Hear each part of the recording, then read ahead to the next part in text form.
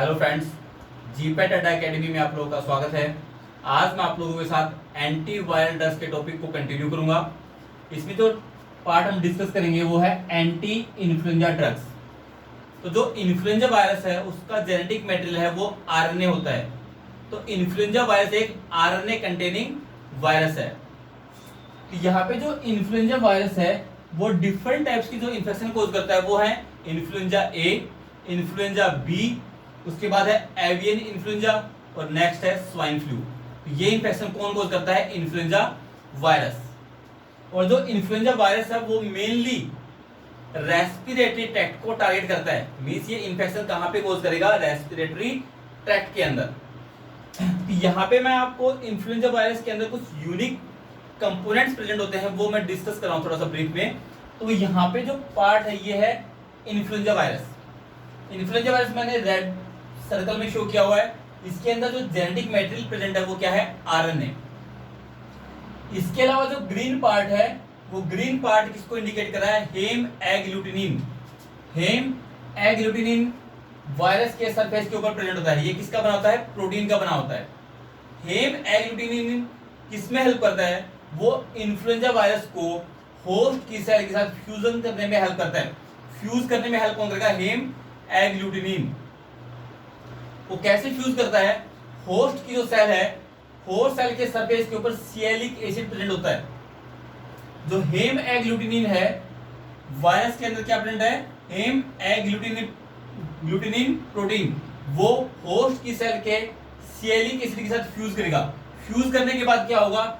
ये जो वायरस है वो एंडोसाइटोसिस प्रोसेस से होस्ट की सेल के अंदर पेनिट्रेट कर जाएगा। अब होस्ट सेल में के अंदर पेनिट्रेट करने के बाद क्या होगा? इस वायरस के सरफेस के ऊपर M2 आयन चैनल प्रेजेंट होते हैं। कहां पे? वायरस के सरफेस के ऊपर। यहां पे मैं शो कर रहा हूं, मान लो कि ये है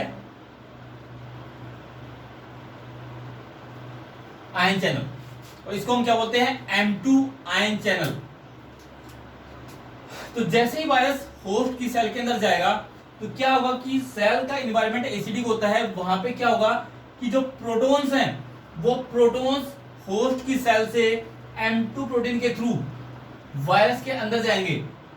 जो प्रोटॉन्स हैं वो M2 आयन चैनल के थ्रू वायरस के अंदर जाएंगे और इससे क्या होगा? वायरस के अंदर एसिडिक इन्वायरमेंट क्रिएट हो जाएगा। और वो एसिडिक इन्वायरमेंट क्या काम करेगा?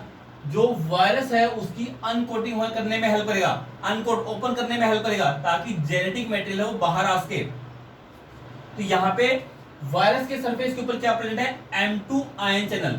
और वो M2 आयन चैनल क्या काम करते हैं कि जो होस्ट सेल के अंदर जो प्रोटॉन्स हैं, प्रोटॉन्स को वायरस के अंदर ले जाने में हेल्प करते हैं। जब प्रोटॉन अंदर जाएंगे या H पॉजिटिव आयन अंदर जाएंगे तो क्या होगा? सेल के अंदर एसिडिक इन्वायरमेंट क्रिएट होगा और वो एसिडिक इन्वायरमेंट क्या काम करेगा? जो आउटर कोटिंग है उसको ओपन करने में हेल्प करेगा। तो पेनिट्रेशन के बाद नेक्स्ट स्टेप क्या होगा? अनकोटिंग होगी।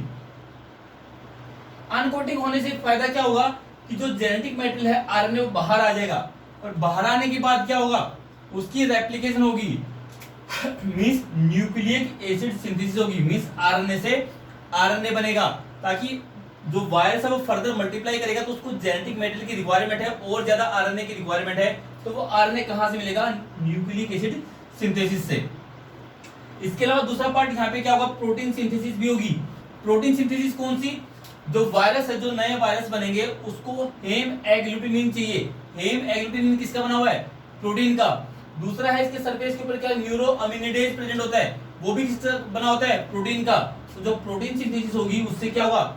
वायरस को अपने डिफरेंट प्रोटीन्स मिलेंगे और उसके बाद क्या होगा? जब आरएनए बन जाएगा, प्रोटीन्स बन जाएंगे, उनकी असेंबलिंग होगी। Assembly of virus means genetic material plus में वायरस है, सॉरी प्रोटीन्स है, वो कंबाइन कर दिए जाएंगे।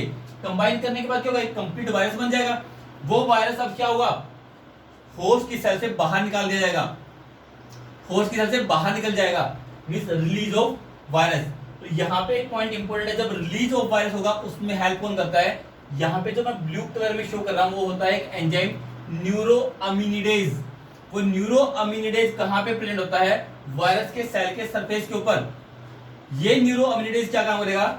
होस्ट सेल के सरफेस के ऊपर जो सियालिक एसिड है, सियालिक एसिड को डिस्ट्रॉय करेगा, जिसकी वजह से क्या होगा, बडिंग प्रोसेस से वायरस है वो होस्ट की सेल से बाहर निकल जाएगा, और ये वायरस जो बाहर निकलेगा ये दूसरी रेस्पिरेटरी ट्रैक्ट की सेल्स को के अंदर इन्फेक्शन कोज करेगी। ठीक है, यहाँ पे मैंने पूरे पार्ट में वायरस के अंदर क्या शो किया है कि हेम एग्लूटिनिन प्रेजेंट होता है, साथ में M2 आयन चैनल प्रेजेंट होते हैं, और थर्ड क्या है, न्यूरो अमीनिडेज प्रेजेंट होते हैं। और ये मैं किसके अंदर बता रहा हूं कि ये किसके अंदर प्रेजेंट होंगे, इन्फ्लुएंजा वायरस के अंदर। ठीक है, अब आते हैं कि एंटी इन्फ्लुएंजा ड्रग्स कौन कौन सी हैं। ठीक है, तो इसके लिए शॉर्ट फॉर्म है वो है जोरा, ZORA। जोरा शॉर्ट फॉर्म से आपको आप याद रख सकते हो कि ये एंटी इन्फ्लुएंजा ड्रग्स हैं।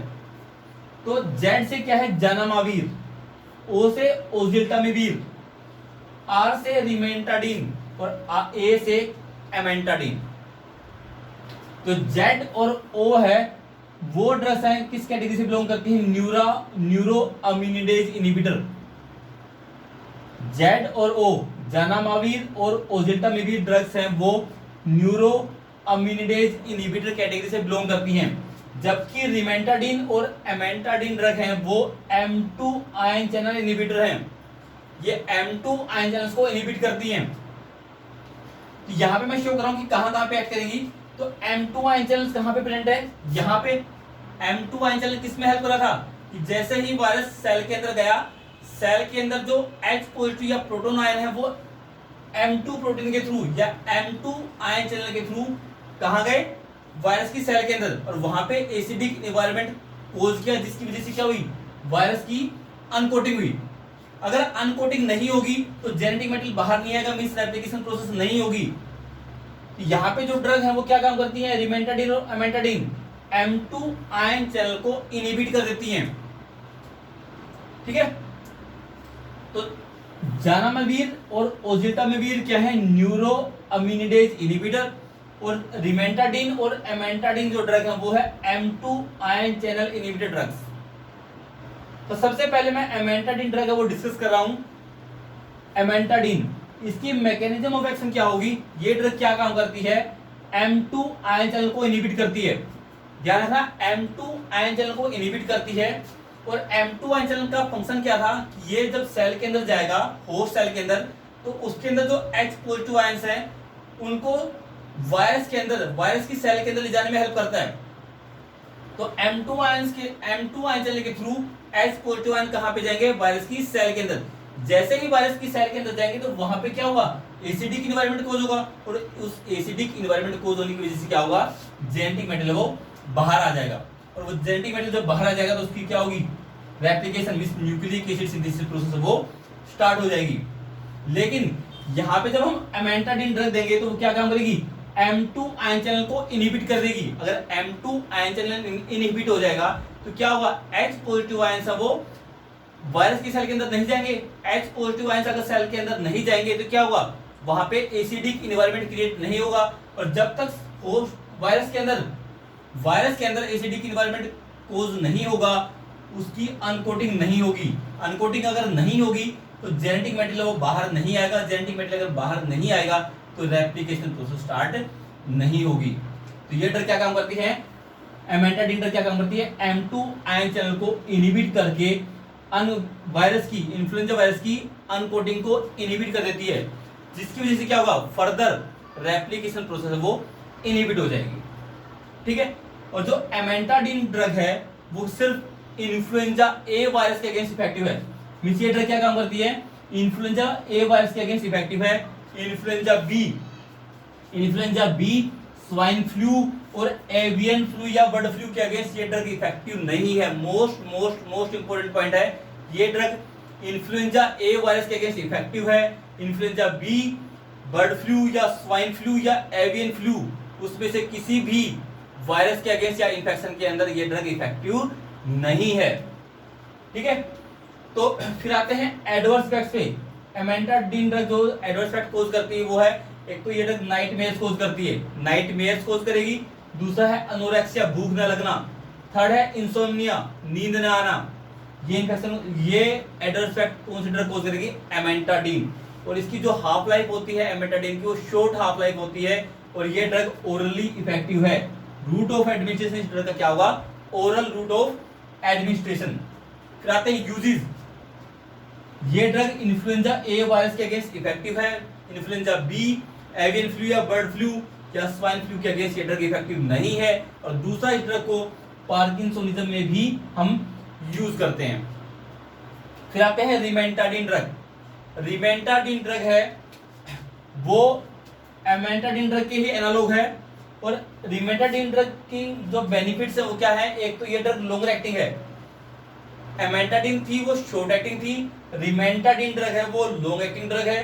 दूसरा, इसकी जो साइड इफेक्ट है वो एमेंटाडिन ड्रग से कम है। और थर्ड क्या है? इसकी ओरल बायो अवेलेबिलिटी है वो ज्यादा है as compare to the amantadine drug. Mechanism of action है वो सिमिलर है एमेंटाडिन ड्रग के, मींस ये ड्रग भी क्या काम करेगी? M2 आयन चैनल्स को इनहिबिट करके, M2 आयन चैनल्स को इनहिबिट करके क्या काम करती है? अनकोटिंग प्रोसेस को इनहिबिट करवाती है, जिससे क्या होगा? फर्दर रेप्लिकेशन प्रोसेस नहीं होगी। तो ये थी हमारा डिस्कशन एमेंटाडिन और रिमेंटाडिन ड्रग के बारे में। नेक्स्ट क्लास में हम जो डिस्कशन करेंगे वो होगा जानामाविर और ओजिटामिविर। अगर आपको हमारी वीडियो पसंद आई हो तो प्लीज लाइक कीजिए और हमारे चैनल को सब्सक्राइब कीजिए। Thank you.